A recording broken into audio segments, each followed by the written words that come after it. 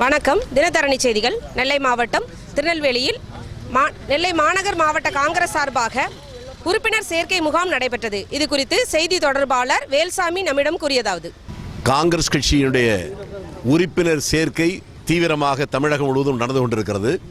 அதில் ஒரு அங்கமாக நெல்லை மாவட்டத்தில் நெல்லை நகரத்தில் இன்றைக்கு மக்கள் மத்தியில் உறுப்பினர்களை சேர்க்கிற அந்த பணியை சிறப்பாக இங்கே செய்து கொண்டிருக்கிறார்கள். காங்கிரஸ் கட்சிக்கு உறுப்பினர்கள் சேர்ப்பதும் காங்கிரஸ் கட்சி பலமாக இருக்க வேண்டும் என்பதற்கான காரணத்தையும் வேறு எங்கும் தேட வேண்டிய அவசியமில்லை. இன்று காலை இங்கு வந்து இறங்கியுடன் வாங்கிய செய்தித்தாளிலே முதல் பக்கத்தில் இருக்கிற செய்தி, தமிழ்நாட்டினுடைய அமைச்சர் அவர் ஒருவர் சொல்லுகிறார், நீதிமன்றத்திலே போய் என்னை அச்சுறுத்துகிறார்கள், பயமுறுத்துகிறார்கள் என்று.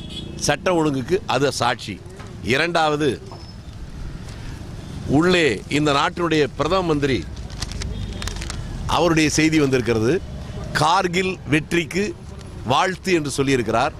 கார்கில் ஏதோ பாகிஸ்தான்களே கராச்சிக்கும் ராவல்பிண்டிக்கும் நடுவில் இருப்பதை போல ஒரு பிரமையை உருவாக்குகிறார். கார்கில் என்கின்ற இடமே இந்தியாவுக்குள்ளே இருக்கிற இடம். இந்தியாவுக்குள் இருக்கிற இடத்தையே மீட்டதையே பெரிய வெற்றியா என்று சொல்லி இந்திய நாட்டுடைய மக்களை மூளை செலவை செய்வதைப் போல இப்படிப்பட்ட காரியங்கள் நடந்து கொண்டிருக்கிறது.